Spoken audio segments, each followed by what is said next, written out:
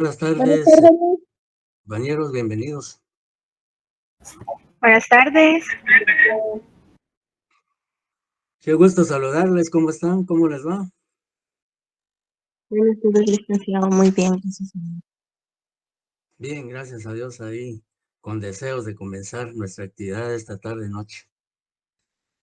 Bien, en aras del tiempo, vamos a iniciar y pues los compañeros que aún no se han conectado, pues se conectarán en su momento. Vamos a continuar con el tema que iniciamos el día martes, el cual pues ustedes ya conocen que es el proceso penal. Y sobre el proceso penal, pues señalamos dos definiciones que de conformidad a la doctrina y de algunos autores, pues lo definen de la manera como se expuso el día martes. Hablamos también de sus fuentes, dijimos que era la ley, la jurisprudencia y la doctrina, y explicamos de manera muy sucinta y esencial lo relativo a estos fundamentos. También hablamos de las características del derecho, del proceso penal. Hablamos de sus principios. Adriana, ¿me podría usted mencionar o recordarme como unos dos principios del proceso penal a que hicimos referencia el día anterior?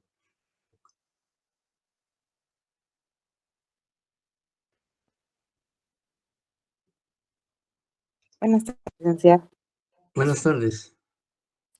Perdón, es que tenía un micrófono puesto, por eso no vi. ¿Cómo fue que me dijo que la pregunta? ¿Le podía Si nos mencionar podía, dos? haciendo una retroalimentación de la sesión anterior, la pregunta es si usted nos puede apoyar mencionando dos de los principios generales del proceso penal que abordamos el día martes. Ah, ya. Sería el equilibrio, de equilibrio, me acuerdo, la eficacia Ujú, está bien, y la ahí está concordia. bien, Sí. está bien. ¿En qué consiste, Sergio Andrade Torres, en qué consistirá el principio de favor libertatis?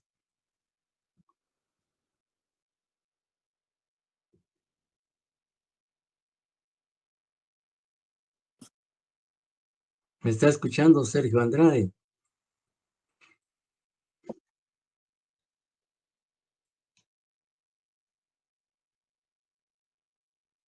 Si recuerda usted en qué consiste el principio de favor libertatis o en favor de la libertad.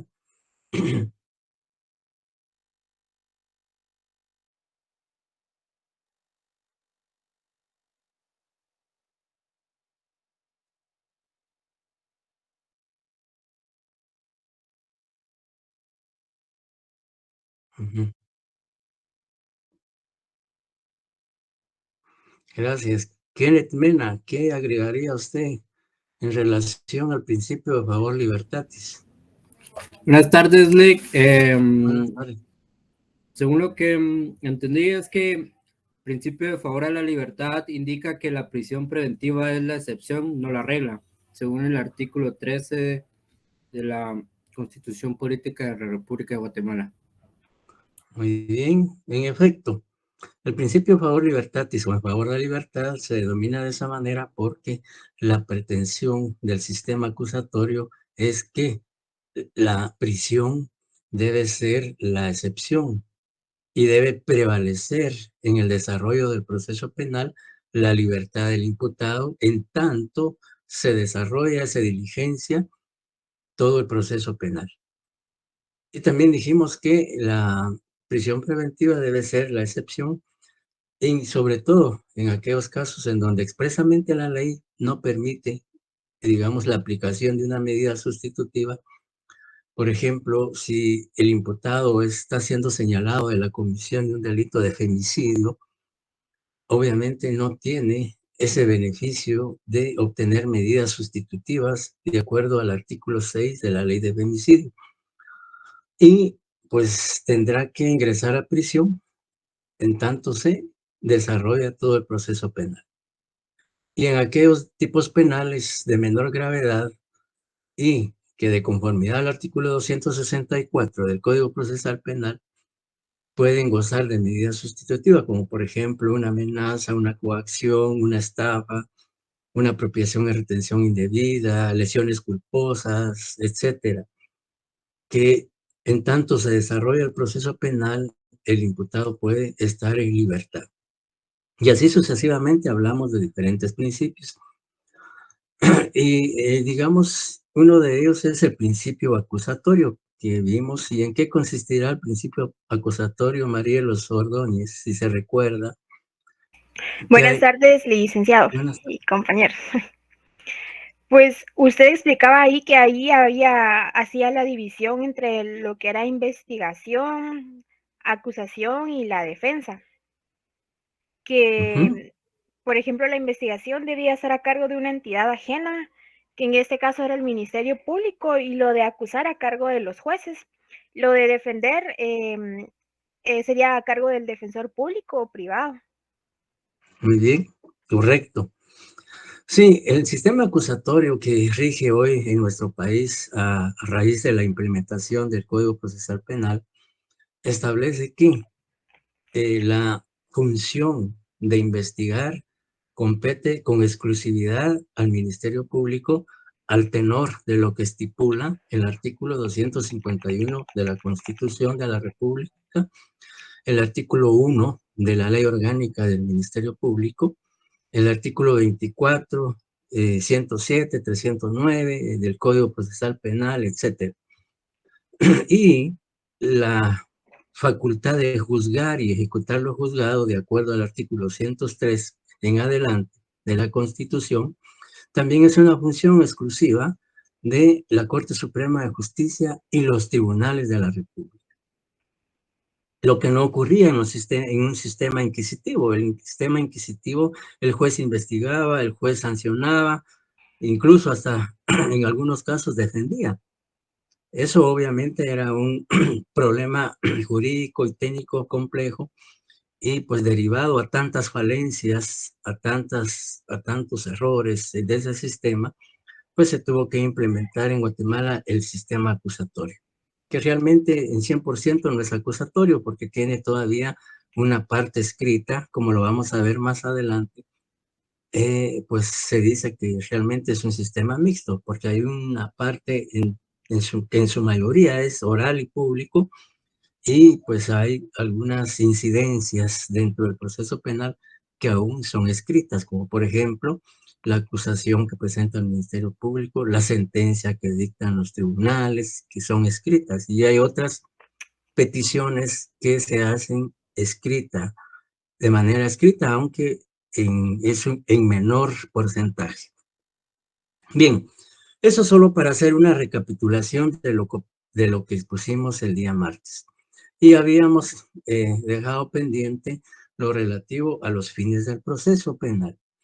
Y hicimos una breve explicación de lo que son los fines y señalé que existen fines desde el punto de vista de la doctrina y fines desde el punto de vista legal, es decir, lo que estipula el Código Procesal Penal, concretamente en el artículo 5. Si tienen a mano el Código Procesal Penal, y si alguien, Jocelyn Emigia, nos puede apoyar dando la lectura al artículo 5 del Código Procesal Penal, que regula los fines del proceso. Con mucho gusto, licenciado. Buenas tardes. Artículo Buenas tardes. 5.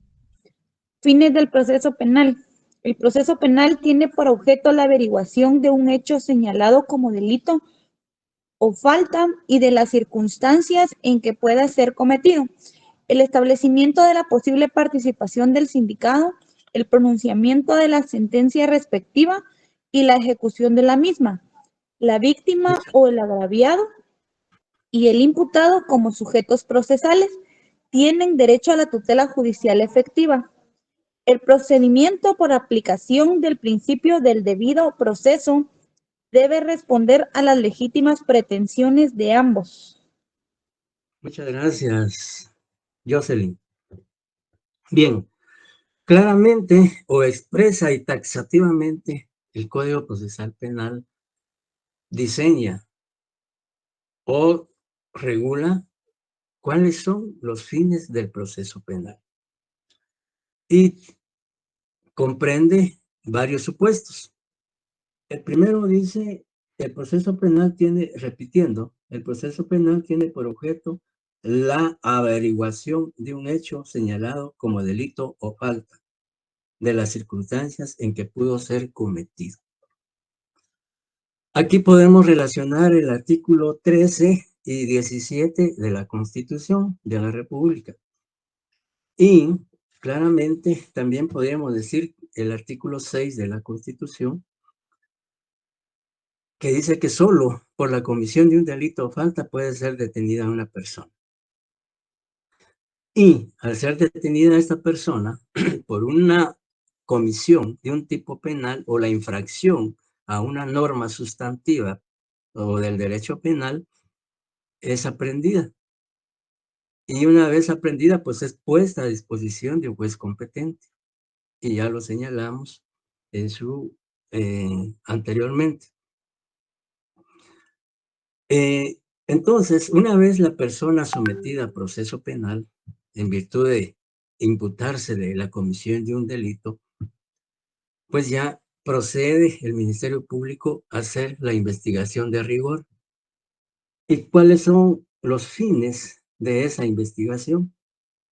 De acuerdo al artículo 5, dice, primero, la averiguación de un hecho señalado como delito o falta y de las circunstancias en que pudo haber sido cometido. Es decir, que el Ministerio Público, como responsable de la persecución penal, al iniciar la investigación de la comisión de un hecho delictivo, primero, pues debe de encaminar esa actividad investigativa a determinar la existencia de ese hecho punible que se le está atribuyendo al imputado. Pero además debe de establecer, debe determinar si ese hecho reviste características delictivas. ¿Qué pasaría si en un caso la policía consigna a una persona, que detiene a una persona por caminar o estar en la vía pública en forma sospechosa y lo pone a disposición del juez bajo el argumento de que fue detenido flagrantemente en la vía pública por conducirse en forma sospechosa? El Ministerio Público inicia la investigación. Primero, la pregunta para ustedes primero ¿es procedente que la policía detenga a esta persona por caminar en forma sospechosa en la vía pública?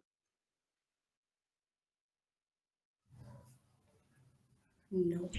Yo pienso que sí la pueden detener, licenciado, pero únicamente para hacerle una revisión, no para llevársela a tribunales directamente. ¿Qué piensan los demás? Decia Elisa dice que sí puede la policía detenerlo para hacerle únicamente una revisión. ¿Qué piensan ustedes? ¿Qué piensan? Yo opino que no, licenciado. Toda vez no no? estoy cometiendo ningún delito o algún asalto, agravio o algo. Opino yo. Ya. Mito Robles, dígame, Mito. Buenas tardes, licenciado, compañero, buenas tardes. Yo creería que puede ser viable, sí, solo sí, la policía tenga dentro de su un operativo policial, ¿me entiende? Con todas las de la ley, con todas las de rigor, y entonces esté haciendo como un operativo y esté registrando a todas las personas que en algún momento pasan por alguna circunstancia, pero que solo así de la nada venga y para determinada persona, creo que no es legal. Ya. Bueno, hay dos. Sí, dígame. Yo pienso que, por ejemplo, la PNC puede detener, por ejemplo, si está bien identificada la estación para revisión de vehículos, pero si es, por ejemplo, transeúntes y no tienen alguna orden judicial, no podrían detener, aunque sí he visto casos de policías que a veces no son tan legales y a veces va una persona sospechosa y la paran de la nada, pero porque andan buscando que les den algún tipo de no sé, algún dinero o algo, pero realmente legalmente no tendrían por qué parar a la persona solo porque van, se conduce de forma sospechosa. Y siempre y cuando la persona no haga nada que no esté en las normativas o en las leyes de nuestro país. Ajá. Gracias. Patricia ha levantado la mano. Diga, Pati. Perdón, Sí Patricia. lo hacen, licenciado. Sí lo hacen porque dicen, por ejemplo, cuando mi esposo era jovencito, un día iba y la policía bajaron varios y le dijeron, es que usted, cuando nosotros veníamos, se dio la vuelta y empezó a caminar. Solo así es. Y el argumento fue, me resultó sospechoso. Entonces yo me molesté y resulta que yo sí les pregunté eso y me dijeron que cuando ellos creían que era una persona que hacía algún acto sospechoso, sí lo podían hacer. Ya. Bueno, alguien, Mito habla del artículo, dice que para el presente caso solo, alguien citaba el artículo 6 de la Constitución. El artículo 6 es clarísimo y dice, ninguna persona puede ser detenida o presa, sino por causa de delito o falta. Únicamente por esas razones. Caminar en forma sospechosa, primero no es un hecho delictivo. Usted puede caminar como quiera, siempre y cuando no esté incurriendo en la comisión de un delito o de una falta, por un lado. Por otro lado, también vamos a ver más adelantito cuando hablemos sobre las garantías constitucionales. Sin embargo, nos vamos a adelantar un poco en cuanto al artículo 25 de la Constitución, que habla del registro de personas y de vehículos. Si alguien ahí veo que Jocelyn tiene la Constitución en la mano, y por favor le pudiera dar lectura al artículo 25. Con mucho gusto, licenciado. Artículo Gracias. 25. Registro de personas y vehículos. El registro de las personas y de los vehículos solo podrá efectuarse por elementos de las fuerzas de seguridad cuando se establezca causa justificada para ello. Para ese efecto, los elementos de las fuerzas de seguridad deberán presentarse debidamente uniformados y pertenecer al mismo sexo de los requisados, debiendo guardarse el respeto a la dignidad, intimidad y decoro de las personas. Bien, es cierto, el artículo 25 faculta a la Policía Nacional hacer registro de personas y vehículos, pero el artículo 25 claramente exige un requisito fundamental y dice, siempre que exista o se establezca causa justificada. Tendrá que haber una causa justificada para que paren a una persona, la registren, etcétera, o un vehículo.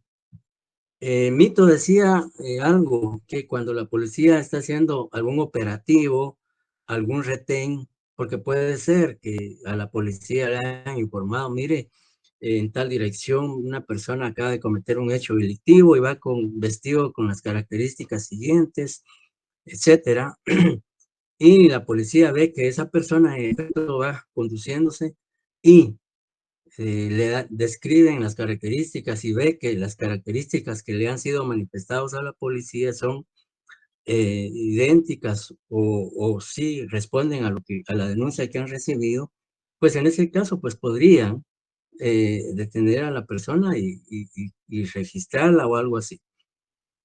Por un lado. Por otro lado, también imaginémonos que la policía recibe una denuncia anónima diciendo que un vehículo color rojo, marca Toyota, Yaris, con placa de circulación P525FNC,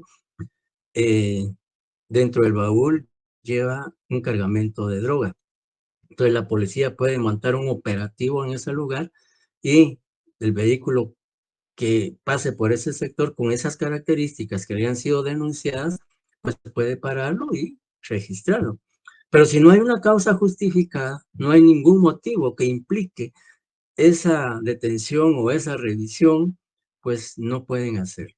Y el artículo 25 también dice que si es una dama la que va conduciendo el vehículo o es una dama la que han denunciado haber cometido un hecho delictivo, tiene que ser requisada por una agente de la policía del mismo sexo. O sea, no pueden registrarla los varones, agentes de la Policía Nacional.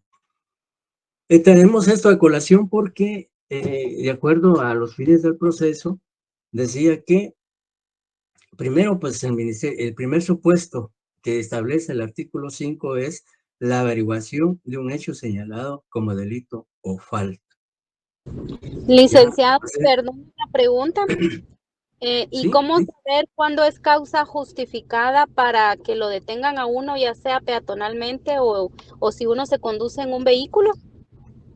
Por eso le decía, causa justificada es que, por ejemplo, la policía reciba una denuncia y le diga, mire, en la esquina de la 18 calle, 9ª avenida de la zona 1, hay 2 personas que están realizando una transacción de droga, por ejemplo.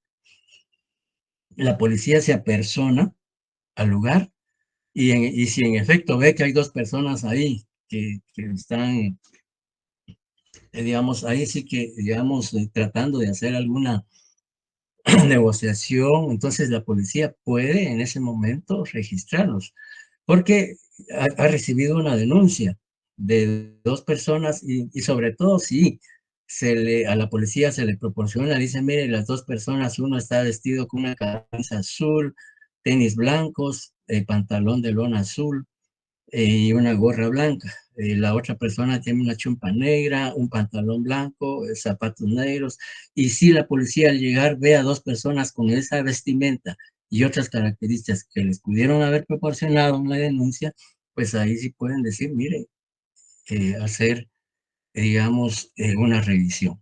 En cuanto a personas, en cuanto a vehículos, también puede ocurrir que la policía digamos, imaginémonos que se haya cometido un hecho delictivo en la vía pública de 2 personas que se conducían en un vehículo azul, marca Mazda, tipo automóvil, placas de circulación particulares 125 JSR, y la policía le dice, mire, se acaban de asesinar a esta persona y los hechores o los victimarios se conducen en un vehículo con estas características.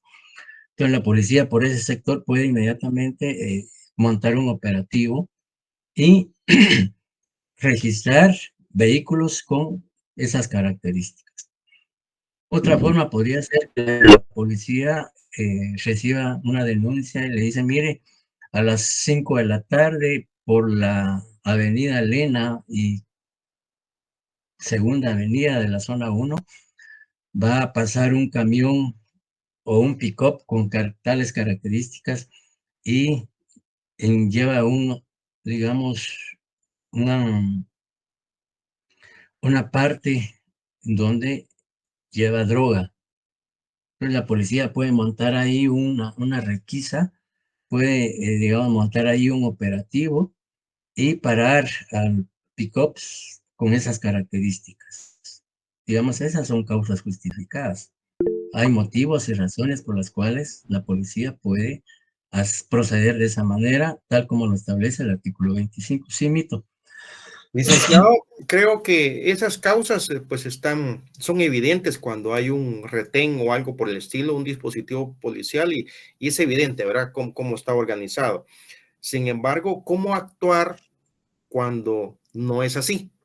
Me refiero a que cuando los policías, y antes solía pasar hasta hace unos 3, 4 años atrás, los policías por la carretera El Salvador, antes del Chilero, de la vuelta del Chilero, colocaban un surretén y era solo una radiopatrulla y ahí lo que querían era para sus aguas.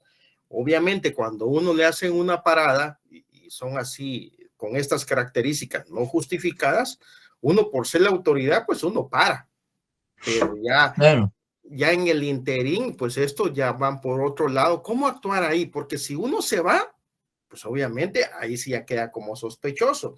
Entonces, ¿cómo actuar ante estos operativos ilegales, digamos, de registro? Sí, digamos, para el caso el caso, por ejemplo, de ustedes ya como estudiantes y teniendo conocimiento de lo que regula el artículo 25 de la Constitución, pues sencillamente decirle, mire, pues, ¿qué motivos hay para que usted proceda a registrar? El artículo 25 de la Constitución dice tal cosa, etcétera, etcétera. Entonces pueden, digamos, en ese sentido, si no hay causa justificada, oponerse, pues, y hacerle ver que están cometiendo una arbitrariedad o tratando de vulnerar una garantía constitucional, porque están no solo deteniendo a la persona, sino registrar sin ninguna causa justificada. En cuanto a la mayoría de la población que no tiene mayor instrucción, que no tiene mayor educación y que no conoce muchas veces sus derechos fundamentales establecidos en la Constitución, pues sencillamente lo que hace, lo que usted dice, para, se baja y ya, ya.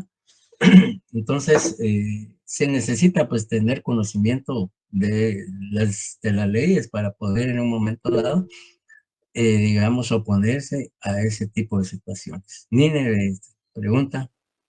Gracias, licenciado. Quisiera replantearle la pregunta al contrario. ¿Qué causas Ajá. no serían justificadas para que detengan a un transeúnte o a algún vehículo? ¿Cómo dijo? ¿Qué causas qué? No son justificadas para que paren a una persona o paren a un vehículo. Bueno, primero, pues como le decía, al no haber ningún motivo para poder detener y registrar el vehículo y a la persona, pues sencillamente pueden haber cantidad de motivos y razones por las cuales la policía no debe, pues, digamos, al menos que usted también vaya conduciendo el vehículo y por imprudente, eh, digamos, atropella a una persona, pues ahí también puede haber una justificación para detener y en tanto, pues se aclara la situación. Ahora, digamos, causas no, lo que usted decía, pues definitivamente no podríamos decir, no existen, pues, porque lo que la ley dice, causa justificada, y en tanto no haya causa justificada, no procede la revisión de personas ni de vehículos. O sea, hablar de cuando hay causas o no, como usted dice, no podríamos decir o citar algunos ejemplos, porque mientras no haya razón o motivos para que se proceda de acuerdo a lo que establece el artículo 25 de la Constitución, pues usted puede conducirse con libertad, sin restricciones, porque también ahí está garantizada la libre locomoción, por un lado, y por otro, pues que toda persona puede hacer lo que la ley no prohíbe, de acuerdo también al artículo 5 de la Constitución. Ah, ya, muchas gracias, licenciado. Y fíjese que usted hacía referencia a, por ejemplo, causas justificadas cuando, por ejemplo, alguien hace una denuncia anónima o llaman o ya son dos o más denuncias contra alguna persona.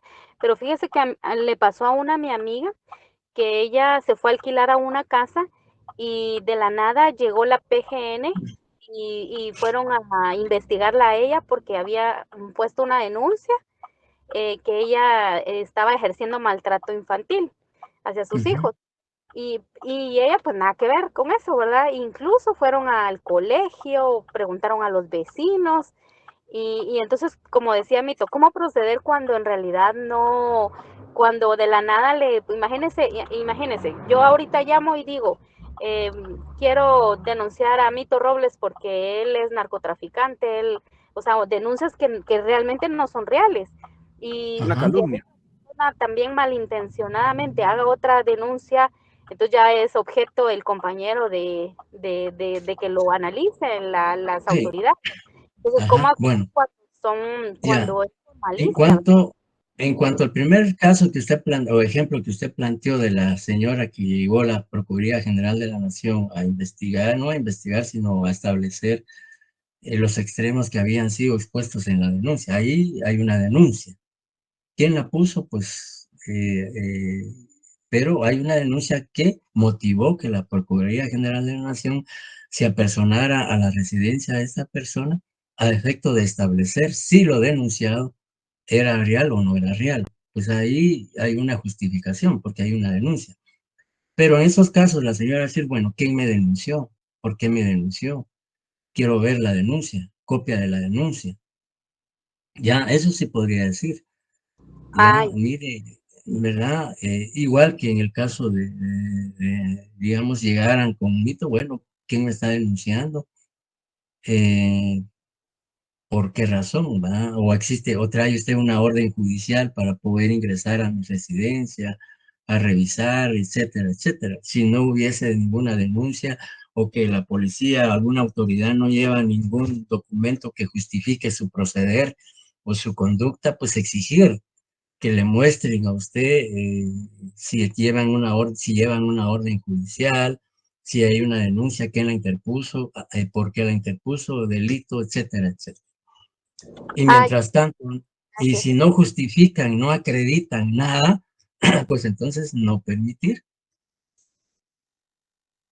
Sí, pues no dar información ni dar ingreso a las autoridades, Exacto, porque no traen una exacto. orden judicial Ujú, competente y también, o sea, exacto. algo interesante es que también uno tiene derecho a preguntar quién lo está denunciando a uno, porque, por Por ejemplo, en el caso de mi supuesto. compañera, pues ella toda intimidada, porque fueron a su trabajo, fueron al colegio a preguntar por los niños, a los vecinos, es un escándalo, y mientras tanto ella quedó así como mal vista porque pues de la nada, pero sí Claro. sería interesante ese conocimiento que usted nos está dando ahorita, de decir, bueno, ¿quién me puso la denuncia? ¿Por qué razones? Porque pues Ajá. uno por falta de conocimiento, uno se queda siempre como del lado que lo están acusando y del lado que uno es el malo, cuando uno Sí, tiene su derecho de preguntar quién y por qué claro, motivo están procediendo claro. como manera. Recuérdese que el artículo 23 habla de la inviolabilidad de la vivienda y que solo por orden judicial pueden incursionar a revisar el interior de su residencia. Por un lado, y salvo que se den los casos de excepción que establece el artículo 190 del Código Procesal Penal, que ya lo vimos en la primera clase, y pues lo vamos a ver también más adelante. Bien, entonces sale por los fines del proceso, que lo que hay que determinar para, digamos, todo proceso penal que se inicia, lo primero que tiene que determinar es si el hecho que ha sido denunciado, si el hecho que ha sido puesto del conocimiento de la autoridad competente revise características de delito. Por ejemplo, si, digamos, Juan Pérez López presenta una denuncia ante el Ministerio Público porque le dio en préstamo a la señora Rebeca Estrada Furlán la cantidad de 100,000 quetzales y ya le ha hecho requerimientos y ya se venció el plazo que ella se obligó a pagar los 100,000 quetzales y han pasado 6 meses y no ha cumplido con el pago, pues presenta la denuncia contra la señora Rebeca porque no le ha pagado los 100,000 quetzales para que el Ministerio Público investigue y obligue a la señora a pagar. ¿Será un hecho delictivo ese?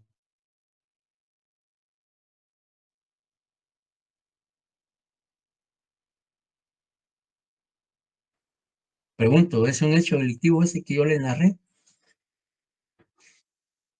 Perdón, Lick, no la escuché bien. Yo le decía que si una persona presenta una denuncia ante el Ministerio Público y describe como hecho que la señora Rebeca Estrada Furlán le debe la cantidad de 100,000 quetzales y que ya se venció el plazo en el que ella debía haber cancelado, que ya transcurrieron 6 meses y no pagó. Entonces presenta la denuncia al Ministerio Público para que el Ministerio Público le obligue a la señora Rebeca a pagar los 100,000 quetzales. La pregunta ¿es un hecho delictivo ese? Yo consideraría que no, Lick, porque No. por deuda no hay cárcel y tendría que ser por el lado de lo civil. Ajá, exacto. ¿Qué piensan los demás? A menos que hubiera un indicio de estafa. Bueno, pero ahí sí ya hablamos de estafa, ya hablamos de un delito. De acuerdo No, con lo que por dice la licenciado. compañera, Perdón. de acuerdo a lo que dice la compañera, digo, es un delito que no es como tal para un órgano penal, sino, pues yo creo que se puede resolver en un ramo civil. Pero entonces eso no es delito. No es delito. Ajá, sí, ahí en efecto hay una, digamos, no hay cumplimiento de una obligación por parte del deudor, pero Ok. que no es materia penal, como decía Mariana. Este es un asunto que se debe ventilar en la vía civil porque es una deuda, y por deuda no hay prisión, de acuerdo al artículo, último párrafo del artículo 17 constitucional, que dice no hay prisión por deuda.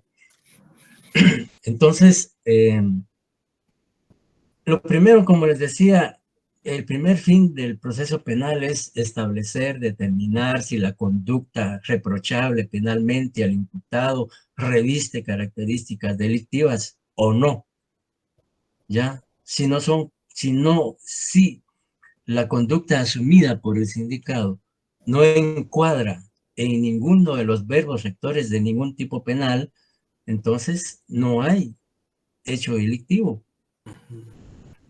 Y luego, el segundo, el supuesto del código, el artículo 5 dice, y de las circunstancias en que pudo haberse cometido.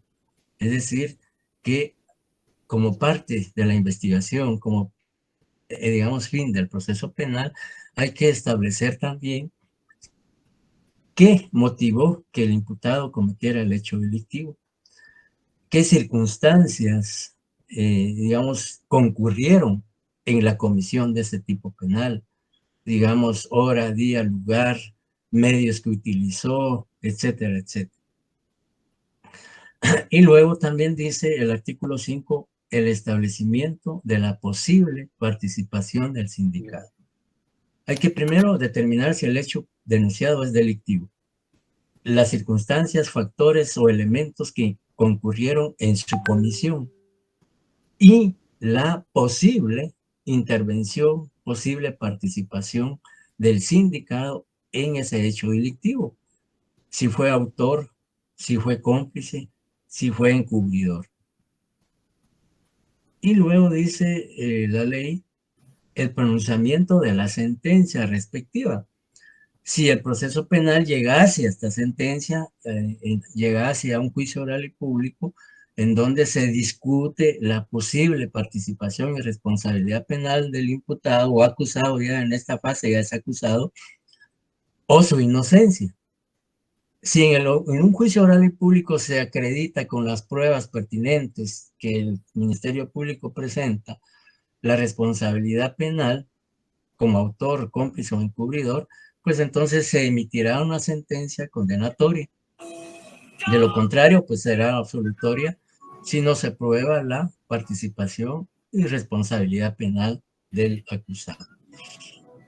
Y luego dice la ejecución de la misma, es decir, ejecutar la sentencia. Si una persona es condenada por un delito de homicidio a 30 años, por ejemplo, pues tendrá que cumplir la pena, ¿ya? O sea, se ejecuta esa sentencia.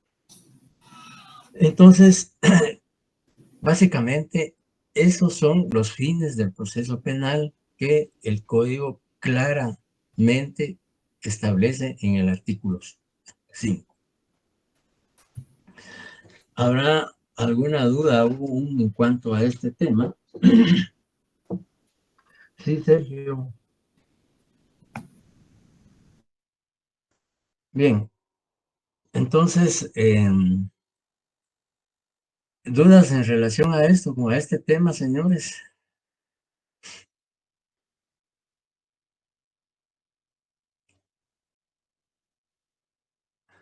Si no hay dudas, entonces, Gracias.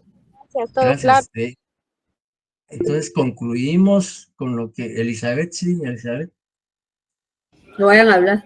Sí, buenas tardes, licenciado. Solo tengo una duda. ¿A dónde puede ir uno a solicitar la copia de la denuncia o quién lo denunció a uno? Digamos, si fuera en la PGN o... Si puede, digamos, si hubo una denuncia por maltrato de menores o qué sé yo, si es ante la Procuraduría General de la Nación, pues habría que ir a la unidad o a la sección que atiende las denuncias contra violación de derechos de menores. Ya ahí en la Procuraduría General de la Nación hay diferentes secciones, sección laboral, sección penal, sección de la niñez, adolescencia. Entonces, habría que acudir allí a la unidad que está realizando esa investigación por denuncia que se hizo por violación de derechos de menores. Si es ante el Ministerio Público la denuncia, pues tendrá que ir a la Fiscalía que está realizando la investigación. Muchas gracias, licenciado. Bien, entonces concluimos con este tema del proceso penal. El siguiente punto, de acuerdo al programa, se refiere a los sistemas procesales. Sin embargo, el próximo jueves hemos invitado a una persona para que hable sobre ese tema, es decir, los sistemas procesales. Entonces, vamos digamos, a abordar otro tema, a iniciar otro tema el día de hoy, que son las garantías constitucionales y procesales dentro del proceso penal. Entonces, me voy a salir unos segundos para poder proyectar la clase. Entonces, voy ahorita a desconectarme y luego me conecto para presentar el tema que a continuación corresponde. Me dan unos segundos, por favor. Muy bien. Está bien.